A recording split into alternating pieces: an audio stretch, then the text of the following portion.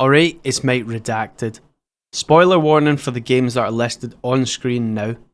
If the player as Geralt chooses to spare the Whispering Hillock instead of killing it like the crones had suggested, Geralt could save the children from meeting a grim fate, but the Bloody Baron and his wife would meet a horrible fate instead. It's a clear trade-off with pros and cons. Choices like the one the player can make as Geralt to either save the kids or save the Baron and his wife provide the player with a sense of agency and emotional attachment within the game. Even if the choices don't change the game's ending, they can still make the player feel like they're shaping the world around them. It makes for a more personal connection with the game world. In this video, I want to examine what makes a good choice in a video game quest. If you like this video, please subscribe for more videos like this one. So, what actually makes for a good choice in a video game? The most important thing about a choice should be that the choice actually matters. In the previous example that I talked about, where Geralt is choosing between sparing the Whispering Hillock and killing it, there are real consequences to Geralt's actions. It's a choice that actually matters. A choice that has an effect on the game world. If Geralt chooses to spare the Hillock, the village of Downwarren becomes deserted. Anna dies with a little bit of dignity left instead of having her mind addled by the crones. The Bloody Baron, unable to cope with the loss of Anna, dies by his own hand, and the orphans are saved. The player can even visit the orphans at an orphanage later on in the game. This is a choice which doesn't just tell of the consequences of the player's actions. This choice shows the player's actions displayed in the game world, giving the player a sense of possession of their playthrough and agency within the game. Quite often, in video games, the choices that are given to the player are either blatantly good or blatantly evil. These choices force the hand of the player a bit, as if the player wants to be good, they must take the good choice to continue being good, and they must take the evil choice if they want to continue being evil. Some of the best choices in video games are the ones which are morally grey. Choices which there appears to be no right or no wrong answer. This can be because all of the choices are favourable or all the choices are unfavourable. The player does not need to care about being good or evil when dealing with these choices. Instead, the player is left to weigh the options for themselves. The player makes the choice on their sensibilities instead of making choices based on whether they're doing a good or an evil playthrough. A good example of a choice which is morally grey is the choice of whether to cut the power to the greenhouse or to Edgewater in the game Outer Worlds. On the face of it, it does seem that there is an obvious good and evil choice here, but after a bit of backstory and thought, you realise that both of the choices are actually unfavourable. And then this forces the player to choose with their own sensibilities rather than by choosing the party which aligns best to the player's morality.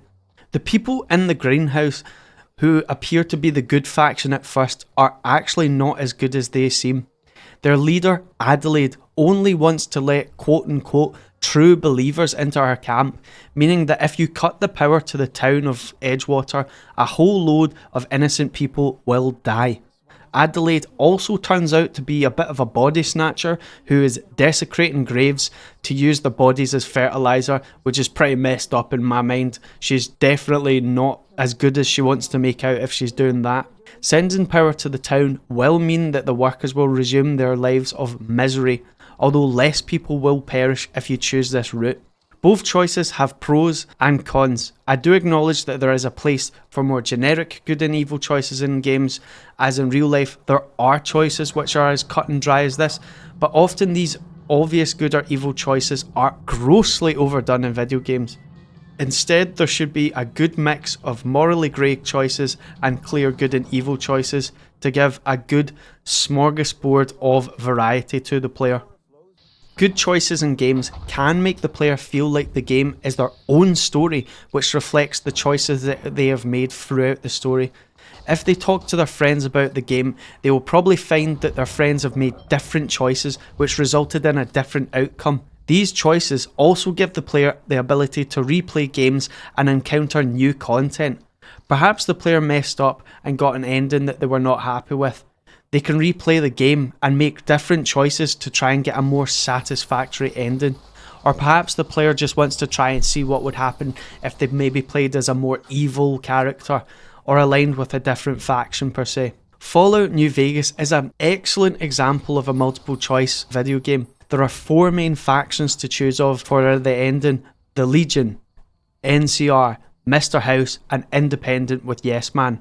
Below these 4 main factions, there are multiple other factions and characters which can influence the ending slideshow. According to the Redditor Nessa Magic, there are over a quadrillion different variations of endings in New Vegas.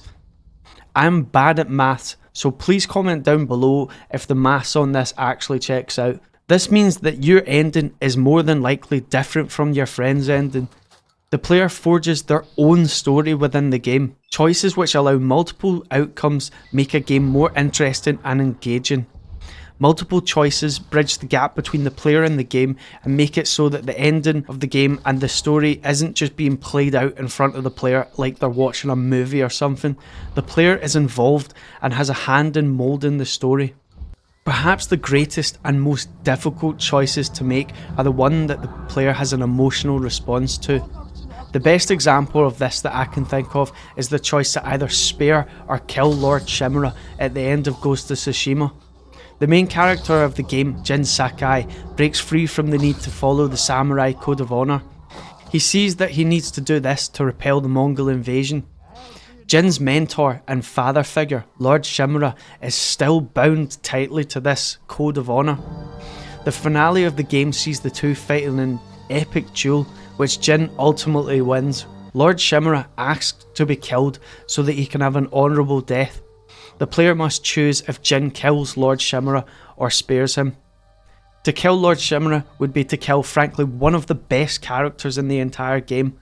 A character who was a close ally and mentor to Jin, not just through the whole story, but also through the majority of Jin's life.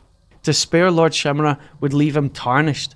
Lord Shimura would need to live out the rest of his days knowing he'd dishonoured the Shogun and perhaps being ostracised because of it. Lord Shimura would need to live with the shame of his failures, something he takes very seriously. I did ultimately choose to spare Lord Shimura because I liked his character so much and I just didn't want to kill him.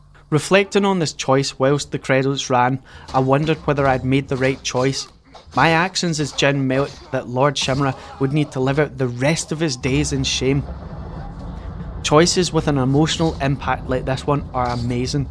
They make the player need to really think and weigh the options. Obviously not every game can get away with choices like these, as it takes excellent character writing and story building to build an emotional connection between the player and the game. These are the key things which I believe make for a great choice in a video game. Let me know in the comments section below what you think makes a great choice in a video game. If you like this video, please subscribe and leave a like for more videos like this.